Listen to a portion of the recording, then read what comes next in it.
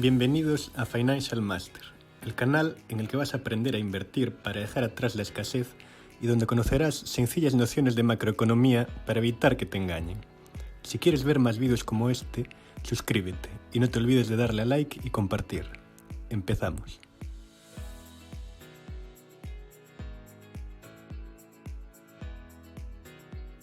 La cuenta de resultados es uno de los 3 documentos que nos informan de los estados financieros de una empresa, junto al balance y al flujo de caja.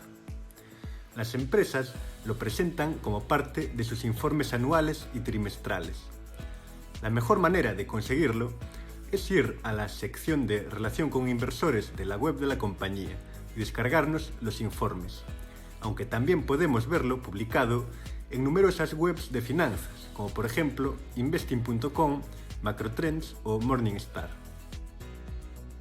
Saber leer la cuenta de resultados de una empresa es clave para poder entenderla, ya que es el documento que nos dice si el negocio gana o pierde dinero y por qué. Nuestro objetivo principal como inversores es hacernos con compañías fantásticas a un precio razonable y mantenerlas a largo plazo.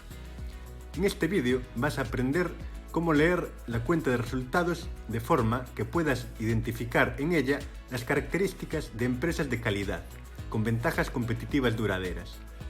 A continuación, vamos a ver cuáles son las partes principales y cómo interpretarlas. Ingresos. ¿De dónde viene el dinero?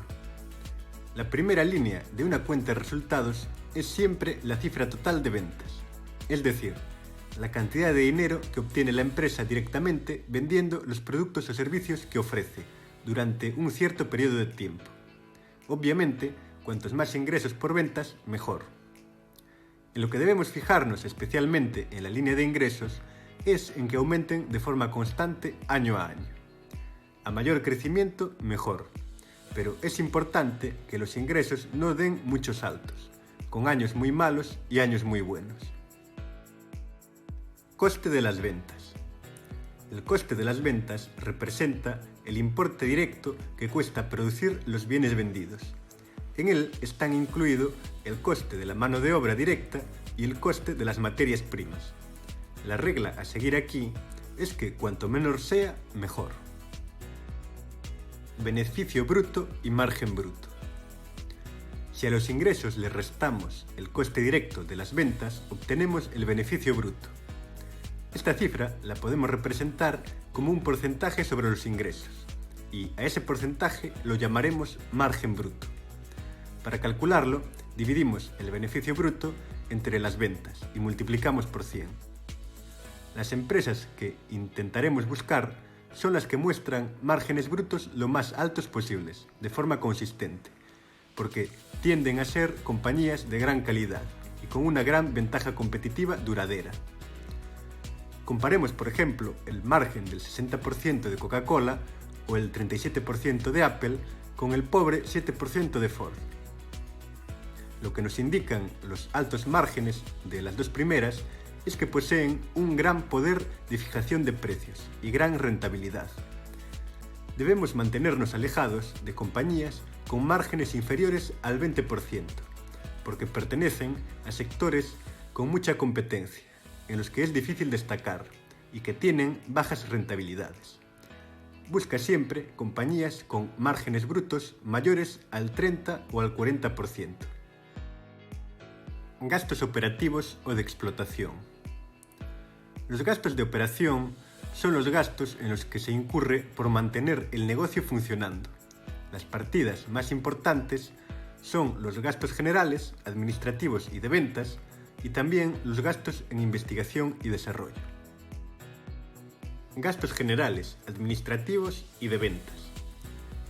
Dentro de esta partida se incluyen todos los gastos debidos a la publicidad, ventas, transportes, alquileres, electricidad, suministros y salarios de personal que no interviene directamente en la creación del producto, como son los departamentos administrativos, de contabilidad, de marketing, recursos humanos, etc. Obviamente, cuanto menores sean los gastos generales administrativos y de ventas, mucho mejor. Sin embargo, debemos ser conscientes de que el porcentaje que representa esta partida sobre el total de gastos de la empresa puede variar muchísimo de una compañía a otra, dependiendo de la naturaleza del negocio. Lo que sí debemos estar seguros es que esos gastos sean constantes en todos los ejercicios. Si pueden ser bajos de forma constante, mucho mejor. No es bueno que históricamente haya mucha variación entre los gastos de unos años y otros, para evitar que la compañía nos dé sorpresas desagradables en el futuro. Investigación y desarrollo. En ocasiones, la ventaja competitiva de una empresa está basada en una patente que es requerido de investigación para su desarrollo, como en el caso de las empresas farmacéuticas, o en la superioridad tecnológica, como en el caso de Intel. Pero, ¿qué pasa cuando la patente expira o cuando una nueva tecnología amenaza tu dominio, como le sucede a Intel con AMD? Las empresas que se encuentran en esta situación están obligadas a gastar grandes cantidades de dinero anualmente en investigación y desarrollo para mantener su competitividad, lo que reduce sus beneficios. Por lo tanto, si todas las demás condiciones son iguales, es mejor una empresa que no necesite gastar mucho en investigación que otra que esté obligada a hacerlo, porque la segunda tendrá su ventaja competitiva amenazada constantemente. Resultado operativo o EBITDA. El EBITDA es el resultado de restarle al beneficio bruto los gastos operativos vistos anteriormente. La palabra EBITDA significa beneficios antes de intereses, impuestos, amortizaciones y depreciaciones, por sus siglas en inglés. Cuanto mayor sea, mejor. El uso del EBITDA como métrica para medir el desempeño de una compañía se ha hecho muy famoso últimamente en el mundo de las finanzas y en Wall Street. Sin embargo, debemos desconfiar cada vez que veamos utilizarlo, ya que el EBITDA no tiene en cuenta las amortizaciones, por lo que nos muestra unos beneficios más inflados de lo que realmente son. El maquillaje contable que proporciona es muy apreciado por compañías en problemas, y algunos lo consideran la mejor medida del desempeño del negocio puro de la empresa. A pesar de ello, las amortizaciones son un gasto muy real, que aunque no se pague todos los años, deberá pagarse en cierto momento en el futuro, por lo que no tenerla en cuenta supone sobrevalorar la capacidad de generación de beneficios. Depreciaciones y amortizaciones. Imagina una empresa que tiene un cierto activo, como por ejemplo un equipo informático, una máquina o un edificio. Ese activo se desgastará con el tiempo hasta que al final sea tan viejo que resulte inservible. Por lo tanto, perderá valor año a año. Lo que hacen las empresas para gestionar el envejecimiento de los activos es estimar esa pérdida de valor y en cada ejercicio guardar ese dinero en una cuenta de amortizaciones o depreciaciones para poder sustituir el activo cuando llegue al final de su vida útil. Si, por ejemplo, el activo es una máquina que vale 50.000 euros y que se estima que podrá funcionar de forma óptima durante 10 años, la empresa se guardará 5.000 euros cada año para poder sustituir la máquina al final de su vida útil. Es importante destacar que las amortizaciones son un gasto, pero no son un pago. Es decir, en la contabilidad el dinero se reduce, pero en realidad sigue estando en la cuenta bancaria de la empresa. Normalmente el término depreciación se usa para referirnos a activos tangibles, como un ordenador, y el término amortización para referirnos a activos intangibles, como una patente. Por regla general, los negocios con una buena ventaja competitiva suelen tener partidas de amortización pequeñas, porque necesitan poco capital para producir muchos beneficios. Por otro lado, las empresas que necesitan muchos activos para producir algo de dinero, como las automovilísticas, gastan más en las depreciaciones de sus activos. Resultado de explotación. El resultado de explotación también se conoce como EBIT, que son las siglas en inglés de beneficios antes de intereses e impuestos. Se obtiene restándole al resultado operativo las amortizaciones. Para obtener el margen de explotación, solo tenemos que dividir el resultado de explotación entre los ingresos totales y multiplicar por 100. Eso nos indicará la fracción de las ventas que representa el resultado de explotación. Al mirar una cuenta de resultados, debemos buscar que el margen de explotación sea lo más grande posible. Gastos financieros. En las empresas que tienen deuda, los gastos financieros representan el dinero que paga la empresa por los intereses de los préstamos que mantiene. También es posible para una compañía estar ganando más intereses de los que paga. Este es el caso típico de los bancos. Sin embargo, la mayoría de compañías pagan más intereses de los que ganan. Si vemos una partida de gastos financieros muy altos, es muy probable que se deba a que sea una compañía con mucha deuda o en un sector con mucha competencia y con mucho gasto de capital.